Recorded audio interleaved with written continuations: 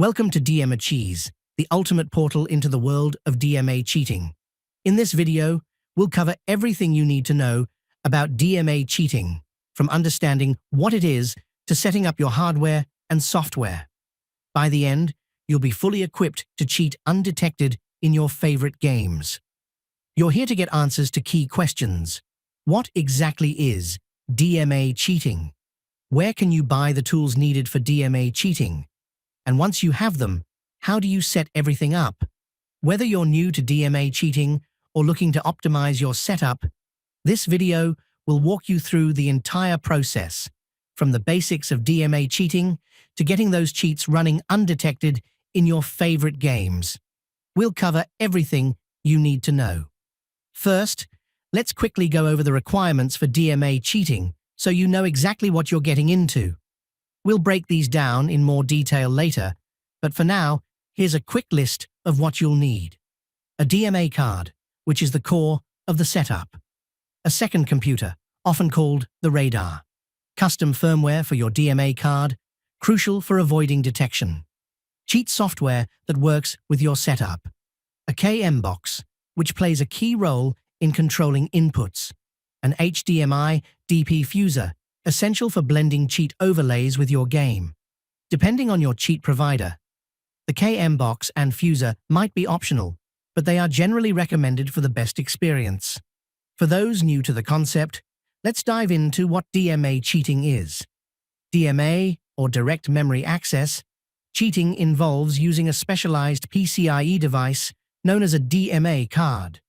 This card plugs into your computer's motherboard and directly reads and writes memory from your system. The DMA card sends this data via USB to your secondary computer, which we'll refer to as the radar throughout this video.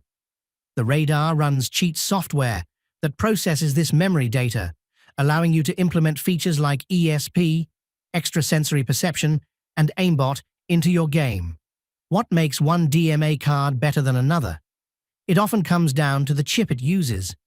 Most DMA cards are equipped with a 35T chip, which is typically sufficient for all cheats. However, there are higher-end options like 75T and 100T chips, which offer faster data transfer speeds. The 35T chip is the most affordable and generally recommended, but if you're looking for the best possible performance, you might consider investing in a card with a faster chip. While most cheat providers avoid writing directly to a game's memory to reduce the risk of detection, additional hardware like the HDMI, DP fuser, and KMBox can be used to achieve the same results without directly interacting with the game's code. The HDMI DP fuser is a device that merges the HDMI outputs from both your radar and main computer. It overlays cheat functions like ESP onto your main monitor without altering the game's memory.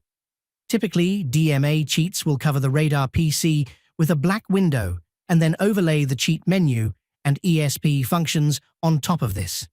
The fuser can then remove the black background and display only the cheat overlays on your main monitor, seamlessly integrating them with your gameplay.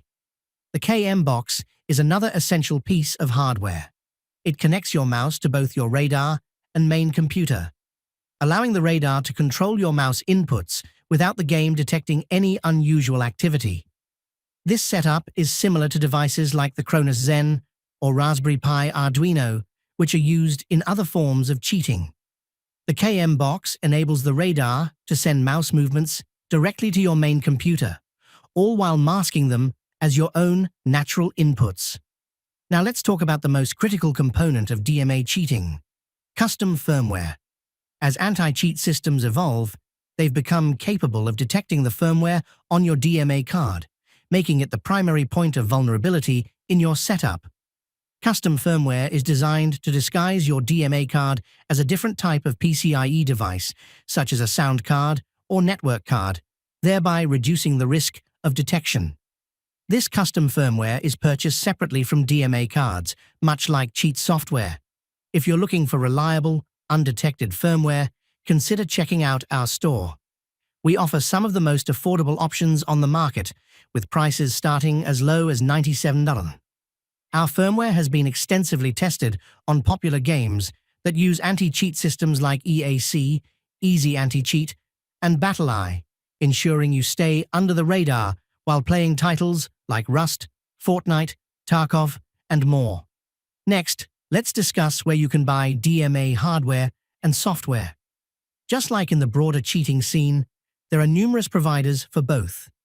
DMA hardware, including the DMA card, HDMI DP fuser, and KMBox, is typically shipped to you in physical form, while software like cheats and custom firmware is delivered digitally.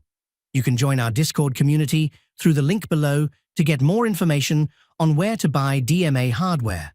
Alternatively, you can conduct your own research to find reliable sources. Finally, let's walk through the setup process for your DMA tools. Before getting started, ensure that both your main computer and radar are running Windows 10. Additionally, you'll need to disable your antivirus system and, optionally, UAC on your radar computer to prevent any interference during setup. Now, let's talk BIOS settings. To allow your DMA card to function correctly, you'll need to disable certain features in your main computer's BIOS. These settings vary depending on your CPU. For AMD CPUs, disable IOMMU, while for Intel CPUs, you should disable VTD. Additionally, disable NX bit and secure boot on both systems. If you're unsure how to find these settings, a quick Google search specific to your motherboard brand should help.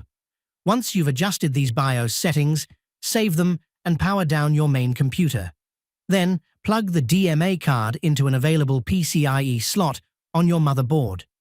Connect the provided USB-C to USB 3.0 cable from the DMA card to a USB port on your radar computer. Finally, restart both computers.